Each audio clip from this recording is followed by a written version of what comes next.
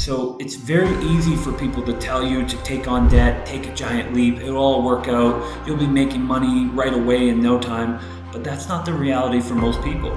Most people know by now that telling someone that they can quit their job and transition into remote sales smoothly and make 10K in 21 days, it's a lie. It's irresponsible. You should be confident in your ability to network and outreach and land interviews and master interviews at a professional level. That online marketers only sell you on your dream income. But really, there are 3 incomes that you need to focus on to transition properly.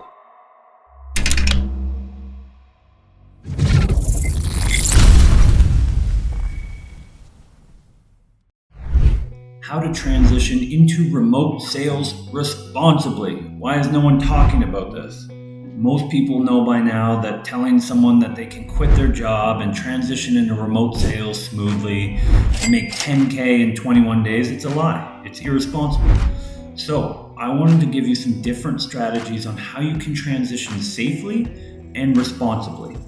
Now, the other thing that I should explain first is that online marketers only sell you on your dream income. But really, there are 3 incomes that you need to focus on to transition properly.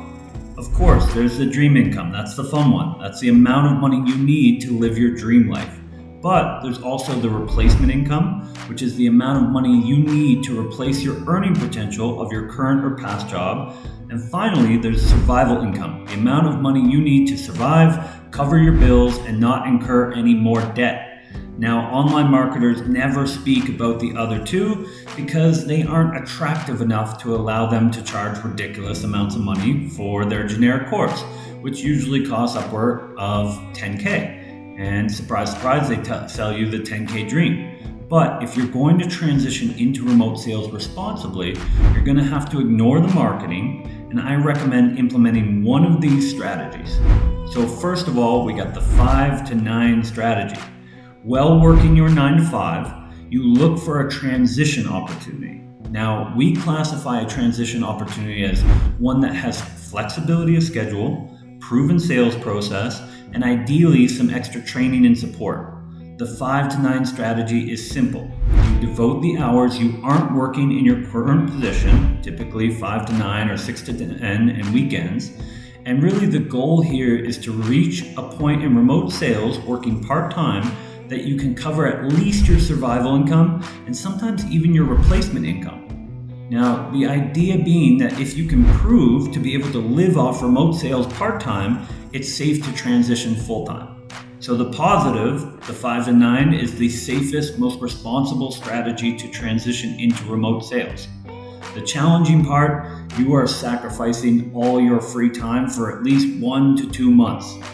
Now, it's challenging to balance family and life and relationships and hobbies and multiple positions. The second strategy is the 50-50 strategy. Basically, this strategy includes part-time traditional work and part-time remote sales. Now, this strategy is geared towards people who are currently working in a position that requires 50, 60, 70 hours in their current role and don't have the time to devote to the remote sales space.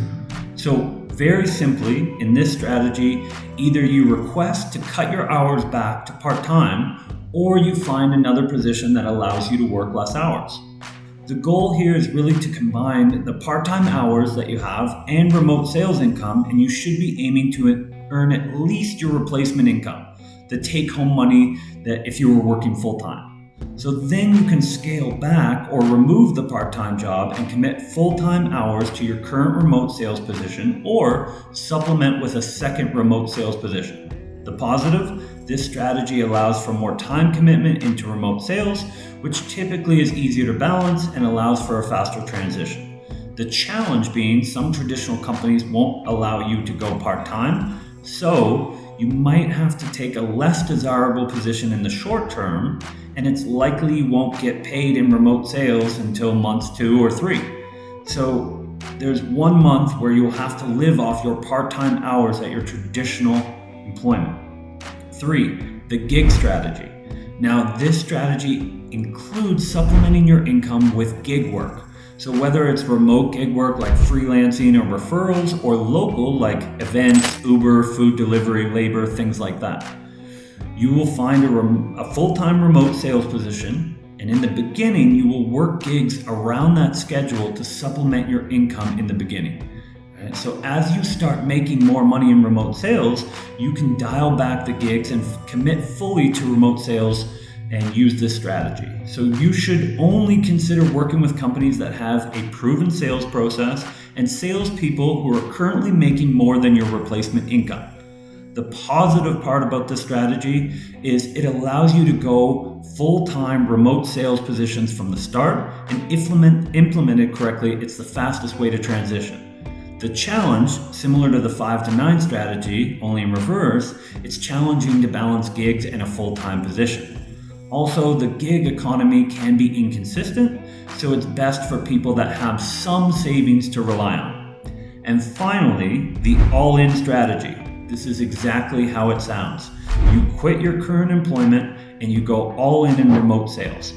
It is by far the riskiest of all the strategies and should be reserved only for those people who have the urgency of needing to get out of their current job opportunity immediately and have a savings account that can support them for at least 3 to 6 months. So for this strategy to work, you should be already 100% committed to remote sales and have a deep understanding of what it takes to be successful. You should be confident in your ability to network and outreach and land interviews and master interviews at a professional level. Also, you should only be considering positions that have a proven sales process, no startups, and you should have multiple proof points that salespeople are earning somewhere between your replacement income and your dream income. Now, the positive of this strategy, you can commit fully to remote sales without any distractions or time restraints. Obviously, the challenge, you are taking on all the risk. It's possible that you could be without income for 30, 60, 90 days. So the thing to notice here is that there is no perfect strategy. There is no one-size-fits-all opportunity. You should not let me or anyone else tell you what the right strategy is for you. At the end of the day, they don't have to pay your bills if what they recommend doesn't work out for you. So it's very easy for people to tell you to take on debt, take a giant leap, it'll all work out, you'll be making money right away in no time, but that's not the reality for most people. Even inside UCM, we have some of the fastest placement in the industry, and it typically takes a student 15 to 21 days to find meaningful, high-income employment. After that, it takes another 1 to 2 weeks usually to onboard and learn the campaign and get your foot under you and start making commission. And even when you make commission, it can take 2 to 4 weeks to start getting paid. And so in my experience, from the moment you fully commit to this industry, you should not expect an income from remote sales in the first 60 days. If you do, it's a bonus.